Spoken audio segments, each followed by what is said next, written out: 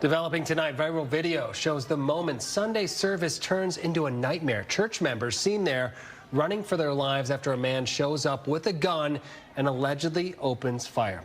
Now, this happened outside of the Wayne Crosspointe Church during a service on Glenwood Road around 11 this morning. Hello and welcome to Fox 2 News at 10. I'm Dave Spencer. And I'm Hillary Golston. A chaotic and confusing situation unfolding there. Police say one person was shot in the leg. The suspect was eventually shot and killed by a security guard on premise. Fox 2's Camille Amiri has been following this story all day and joins us live with the latest. Camille, just watching that video, I can't even imagine what it would have been like to be inside. Yeah, I can't either. And I watched that video several times. There were plenty of children in there, too. They'd just gotten done with a children's program. Luckily, he wasn't able to get inside, and thank God they had security because this could have ended up very differently. Take a look. Come on, everybody to the back. Please, everybody come to the back. Come to the back. Come, they gotta come. Terrifying moments in church. Parishioners running as they realize there is someone with a gun outside shooting. The service was being streamed online. This terrifying video now being widely circulated on the internet. We were just scared. We were very scared. It happened Sunday morning at Crosspointe Community Church on Glenwood Road in Wayne. The suspect exited his vehicle wearing a tactical vest, armed with a long gun and a handgun. He approached the church building and began firing his weapon. Church members running for cover while many started calling 911. I started hearing pop, pop, pop, pop, pop, pop, pop, and I just booked it to the bathroom, and I hid with another parishioner, and we heard footsteps running and a lot of gunshots, and we just stayed there until everything was quiet. Police say a parishioner hit the gunman with his vehicle as he continued to shoot. Then two security guards who are also church members shot the gunman, killing him, according to investigators. One security guard was shot in the leg, but right now it's unclear if he was one of the men who shot the suspect. Thank goodness they had security. Like, what if they didn't have people with guns to take out the guy with the gun? We were just praying, and we didn't know what was going on, but we knew it was bad. And hearing all the gunshots and just praying that everybody was safe. Police say the suspect was a 31-year-old man from Romulus with no known connection to the church. They are not publicly identifying him at this time. Just horrible, just devastating. This stuff shouldn't happen. It's just a horrible, horrible day. And just in the time that our story was rolling, the police have left. They were here for more, like, let's see, almost 12 hours. This happened around 11 o'clock this morning. Also, I want to tell you that one of the parishioners said that last Sunday, which was Father's Day, they held services outside. She is just terrified to think what would have happened if he would have planned this attack for last Sunday and what the outcome would have been. Reporting live in Wayne, Camille Amiri, Fox 2 News. Yeah, Camille, that's horrifying to think about. Do we know how close he was able to get to the church before, he encountered those security guards? Well, when we saw the white pickup truck that you saw in the story, and that's the pickup truck that ran him over, and that's where the shooting happened. I mean, he was right outside the church. He was right outside shooting into the church, trying to get in. They all heard the shots being fired. So, like I said, had they not been locked down and had security in there, this could have been so much different. Yeah, just terrible to think about. Thank you, Camille, for that live report. Our other top story this afternoon, a shooting at a Wayne County church. Employees at Crosspointe Community Church step in before the attack turns deadly, potentially saving dozens of lives. Today, we are learning more about the shooting suspect, Brian Browning. We're going to bring in Pam Osborne now, who's doing a little bit more research on the suspect and the history there at the church. Yeah, we know, Karen, that he had actually been to Crosspointe Church a few times over the past year, and we learned today he had even sought counsel with the lead pastor there. We spoke to him today, and he's still trying to work out what happened and why. I had very mixed feelings. I certainly was trying to figure out why he did this. Going through every word that was said that I could remember, every interaction that I had with him, to find out if it was motivated at a particular person, myself, or anyone at the church. And I can't come up with an answer specifically. Pastor Bob Kelly sharing his earlier interactions with alleged gunman Brian Browning. Today we learned his mother attended the church. Pastor Kelly first met Browning in October of last year. I did not know him very well. When she got baptized, that was my first time meeting him. He came up to me after and just introduced himself. He says Browning wanted to meet, so they did. Pastor Kelly says he had questions about the Bible and even challenged him on some of the scripture. He also made some interesting remarks. He said he was a prophet. He said he heard from God, all of those things, and tried to demonstrate how he was a prophet by telling me something that he didn't think that he should know other than God telling him. Pastor Kelly says he encouraged him to be a part of a congregation. It was February of this year when he saw Browning again. He says Browning told him there was something about that service that touched him. He says Browning asked for help with some things, but didn't specify what. I don't know exactly what it was because he didn't say. Didn't say it was mental health. He didn't say it was an issue that he had or any of that. He just said, you know, could you help me with some things? And I said, sure. The two were unable to connect after that conversation. The next time Browning would show up would be Sunday, June 22nd. Investigators say he was wearing a tactical vest with an AR-15 style rifle, a handgun, and lots of ammo. Police say if it hadn't been for the actions of a churchgoer who hit him with their vehicle and church security who shot and killed him in the parking lot, many lives would have been lost. He gave no indication that he had any animosity toward the church, toward me in our meeting. I know he was hearing, and I'm just going to say it, from demons, not from God, telling him to do some things, and that's the reason that we have the outcome that we have. Investigators say they believe the 31-year-old was suffering from a mental health crisis. Police tell me they're still in the process of conducting interviews with people who knew Browning. I do want to mention we did go by his Romulus home this afternoon. There were lots of cars in the driveway, some people standing outside, but they indicated that they were not interested in speaking with us, Karen. All right, we appreciate all that research on this one. Thanks, Pam. By the way, over on going through your head these last few days? Just trying to process the events that happened here Sunday. Piecing together information that is still coming in as I talk to other safety team members, other people from the church, to put together how the events unfolded and who was where and how God put us in that precise place at the right time to help us. Because this could have been such a tragedy. We talked about that. Talk about that timing. I mean, the day started, it was normal, you're having service. Take me, if you don't mind, just the beginning. I don't want to get too much into the details, but just talk about that timing of where you were and how everything kind of just unfolded. So, this past week we had VBS with over 80 kids, I believe, that learned about God. And on every Sunday after VBS, the sanctuary stays decorated in the theme of whatever the VBS was this year. And the kids get to perform the songs they learned, and the congregation, and we end up, it's a special day. It's with people who aren't normally here. Their kids came to the VBS, so they're there with their kids. There was people here that weren't normally in our building. And the kids got through all their program and were just leaving the stage to go sit with their parents, to participate in the service of Pastor Kelly. And that's when things started happening.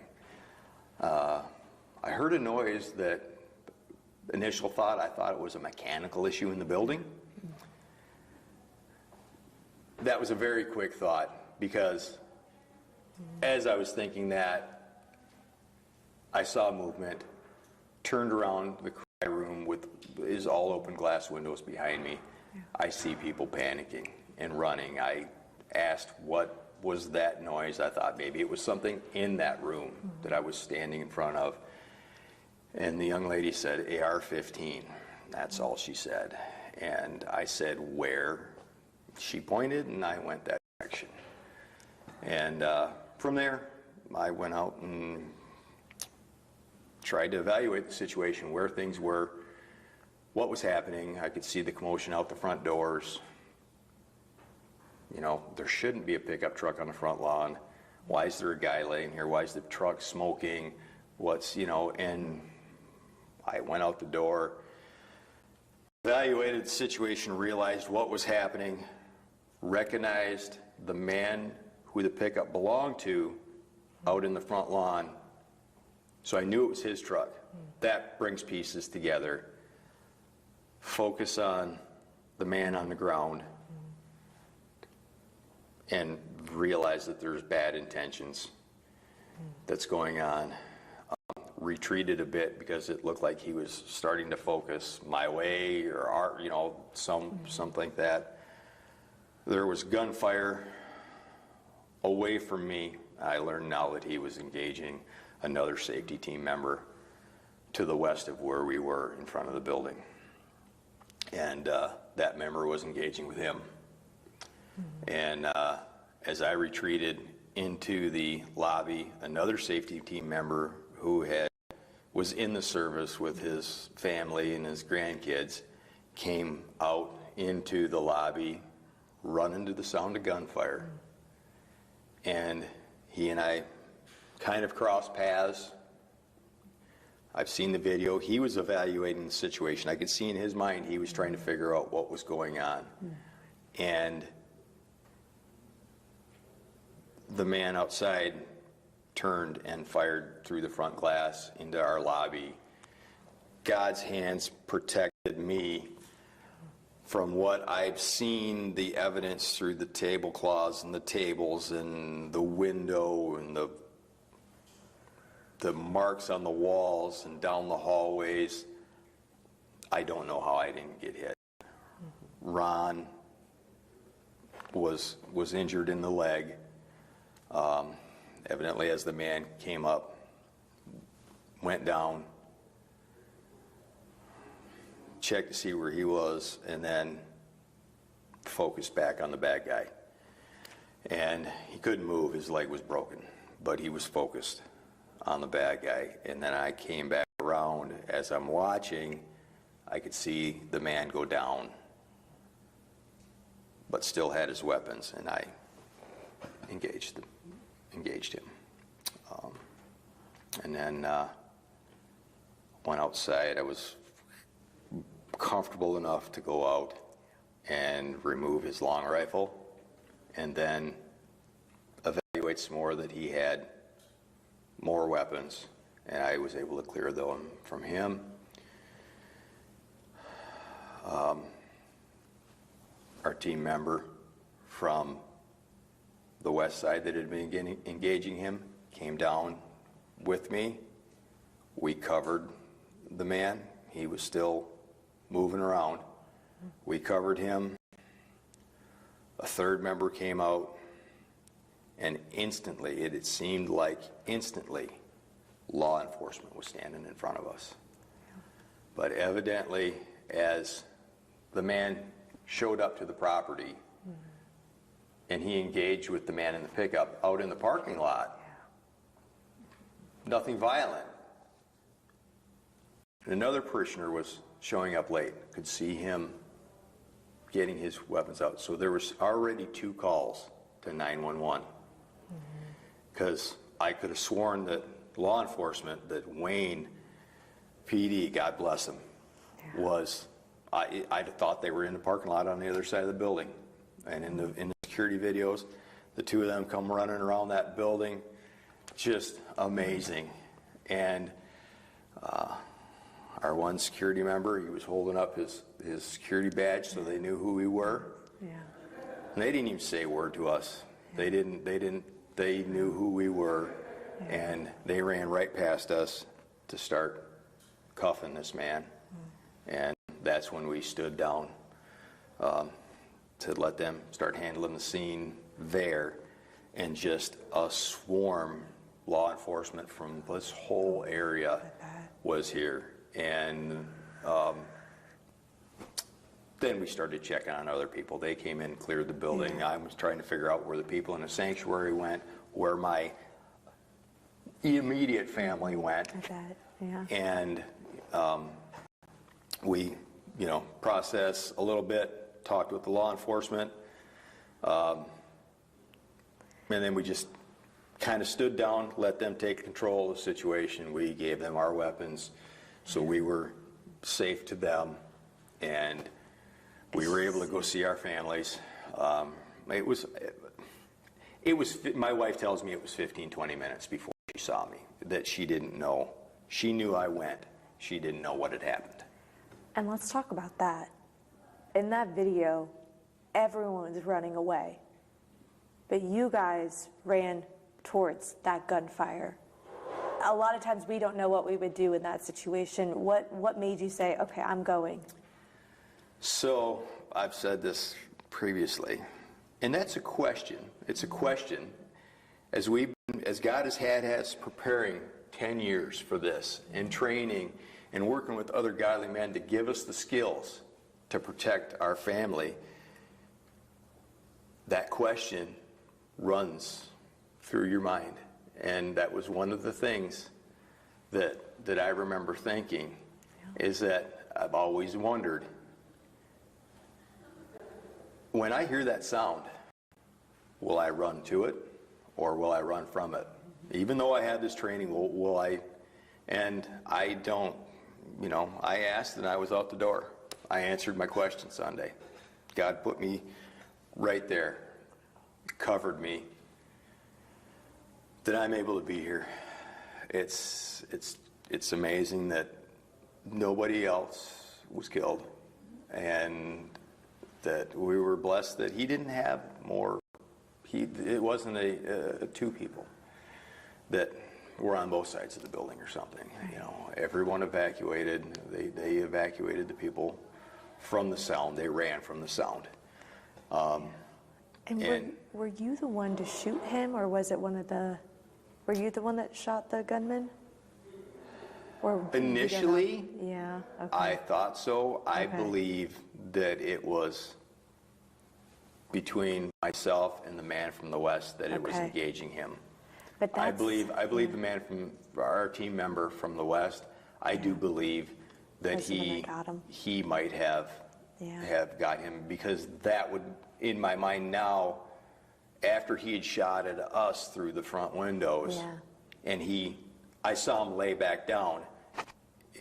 I'm thinking now that maybe he took a round from one of them. Yeah, I mean, it's just so much going on. It was so noisy, I can't remember any sounds.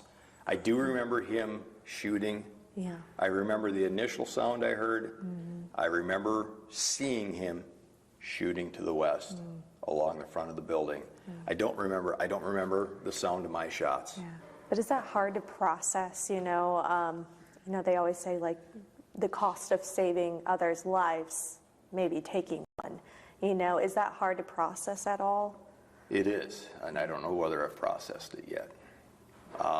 There has been a moment or two where somebody has said something, and now to find out that he had, his mother had some ties here. His mother was baptized here, from what I understand, last fall.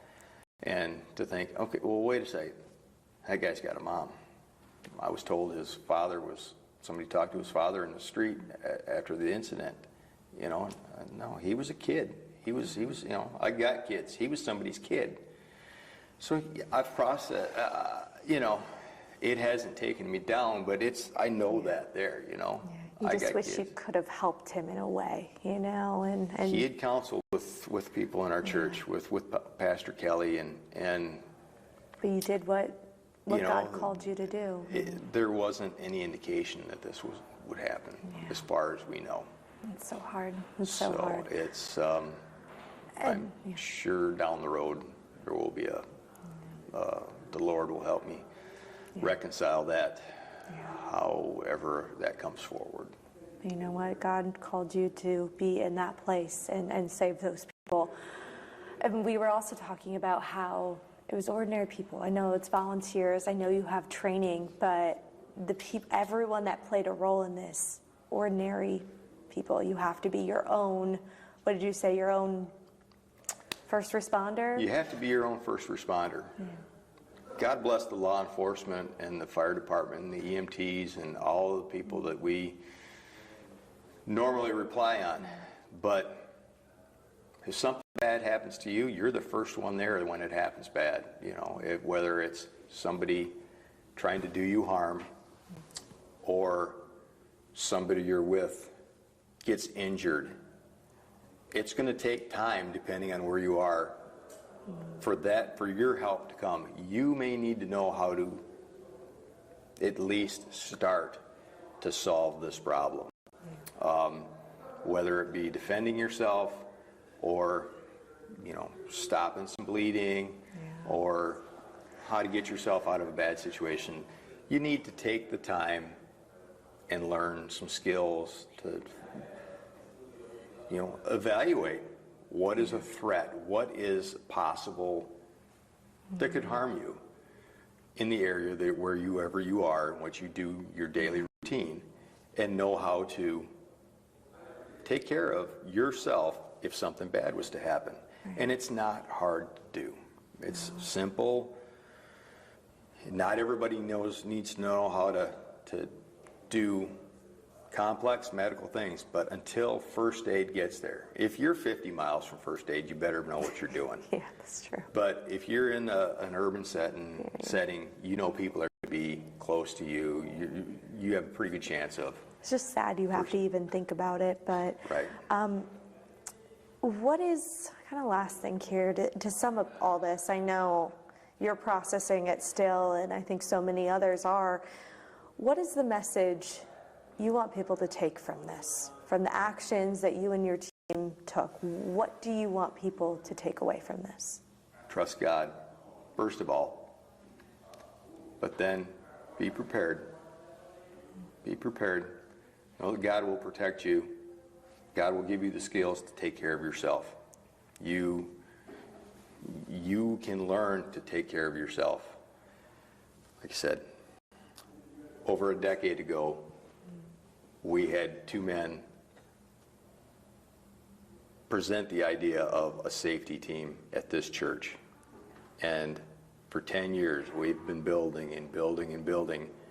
And originally, it was a security team. And as we brought our level of security up to where we were confident that we could handle some sort of situation, we rolled it into a safety team. Because it's a big building, it's an old building, there's fires, there's tornadoes, there's mechanical problems. You need to know how to process that. So we have procedures to get the kids reunited with their parents and stuff. But plan. Know how to protect yourself. There are many organizations that we have had the privilege of training with, godly men, godly women, that will share with you how to take care of yourself. And that's key. And just look out for your families. This is a massive family. These people are my family. They're not blood, but I've seen kids that were this little that I'm going to their graduation parties now. They're my kids, they're my family. That whole field of people standing out there Sunday, I told the law enforcement when they asked me, who's your family out there? I says, starts over there at the fence, it goes all the way over there by that dumpster. That's my people. And you help That's what I protect put. them. That's why I do what I do. Yeah. I think that sums it up really well. Is there anything else that you want to add? I appreciate you again talking to us. I know sometimes it helps to talk about it, but I don't ever want. Sometimes it's hard to relive it sometimes and brings up emotions. I just hope, and the reason I'm talking and help to share this is that this stuff happens. We prayed for many years in all of our safety meetings that all of our training and all of our time spent together would be good fellowship that we got to look back on years from now, and none of it ever came about. That didn't happen, but God put us in place to where it needed to be. So this is something that may happen in churches and other organizations and businesses, and you have to have a plan for this kind of stuff and take the time to put it in. It's a fallen world that we live in now, and you need to be able to protect yourselves and just trust in God but be prepared. He was watching. God will prepare you to take care of yourself.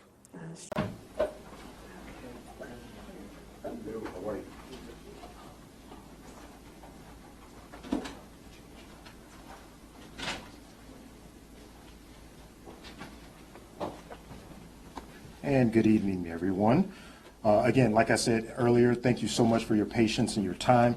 I know this has been a very warm day to have to cover this type of violent and tragic event. I am Deputy Chief Carter. First name is Finley, last name is Carter. I am the Public Information Officer for the City of Wayne Police Department. Today I have Chief Strong from our agency who will be briefing you and updating you with all of the information that we have up to this time.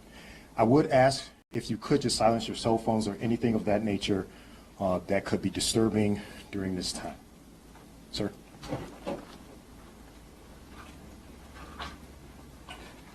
Thank you, Deputy Chief Carter. I'd just like to echo, I appreciate everybody's patience. I know we've been waiting for quite a while. I'm Chief Strong.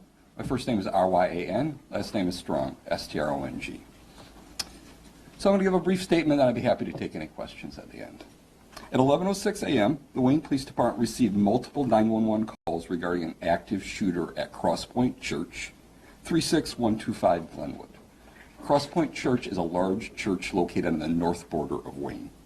Officers arrived and determined that the suspect arrived at the church and began to drive recklessly, drawing the attention of church staff members. The suspect exited his vehicle wearing a tactical vest, armed with a long gun and a handgun. He approached the church building and began firing his weapon. Several staff members from the church approached the gunman. A parishioner struck the gunman with his vehicle as the gunman shot the vehicle repeatedly. At least 2 staff members shot the gunman, causing fatal wounds. 1 staff member was shot once in the leg by the suspect. The church staff members do not wish to be identified at this point. The Wayne Police Department is still investigating this incident with the assistance of multiple local, state, and federal partners. We are grateful for the heroic actions of the church's staff members who undoubtedly saved many lives and prevented a large-scale mass shooting. I would add that the church parishioners and staff members were trained in responding to emergency situations, which also saved lives. The gunman is a 31-year-old white male from Romulus. His motivations are unknown, but at this point it appears he was suffering from a mental health crisis. That's the end of my statement. I'd be happy to take any questions.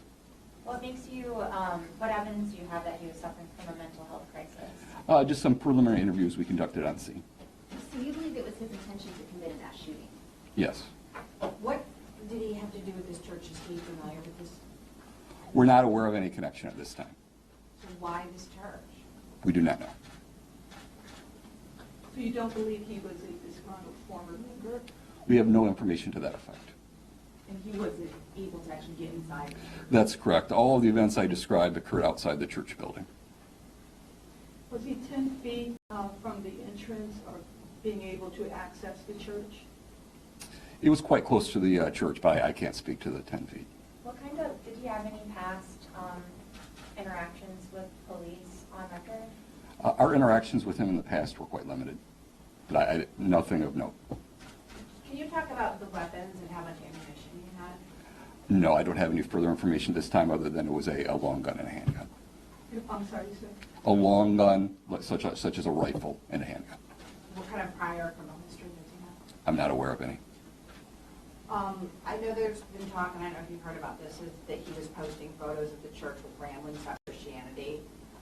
Have you heard anything about that? I've heard rumblings about that as well, but we're in the early stages of our investigation, and we're not prepared to identify him at this point either. Did it seem like he had maybe an accomplice or anyone else helping him? We have no information that anyone else was involved. I feel pretty confident that he was alone. So he never actually physically gone to the church, right? Correct. He never entered the church. And the person who was shot in the leg, that was a security guard? He was a church staff member. So he was outside? Correct. And he was shot by the suspect, the gunman? So there were 3 to 4 church staff members. One of them was shot. by? The suspect. Was the staff member who got shot one of the two men or people who shot the suspect? I do not believe so. Do you have any indication that this might be an obvious question, but how pre-planned, or if this was pre-planned? I don't have too much information other than he arrived wearing a tactical vest and 2 guns. 2 guns, so one was a long gun and one was a handgun. Yes. And this happened about 11:01 a.m.? Our first call was at 11:06. What kind of vehicle was he driving? I do not know. The security guard that was shot, are they still in the hospital tonight? Yes, security guard is awaiting surgery, but his injuries are not life-threatening. Okay, well, I appreciate everyone's time. I have one question. Sure. Are you aware that there is a male whose name is being put around on social media? I am aware. I don't intend to publicly speak the suspect's name. We'll certainly share with the media the name of the suspect via an email update. If everyone wants to sign in on their way out, we'll certainly provide that, most likely within 24 hours. Can you just talk about the concerted effort from so many different agencies who all was out there? I would just say we were overwhelmed with support from state, local, and federal agencies. Folks are still helping us answer normal calls for service because we're so overwhelmed. So just from the bottom of my heart, thank you. And again, just one more thank you to the church staff members. I'm telling you right now, their actions prevented dozens of people from being murdered today. So thank you for your time. Make sure to sign out so we can get you any updates. Thank you. Thank you. So real quick, just I want to reiterate what Chief Strong has discussed regarding the media sign-in sheet that I have placed on the back table here. I've also included my business card with that, and that has my direct contact information. It is best to email me with any additional questions that I may be able to provide to you. At this point, I will be able to share direct responses as it pertains to the suspect in this case once you reach out to me and when it's readily available. Thank you for your time, guys. Appreciate it. Do you all have a written press release? I'll be providing one. Okay. So how do we get that? Yes, ma'am. Email you? Yes, ma'am. You're going to email this to the media? Yes. Okay. Thank you. So we have to just put our email, Deputy Chief.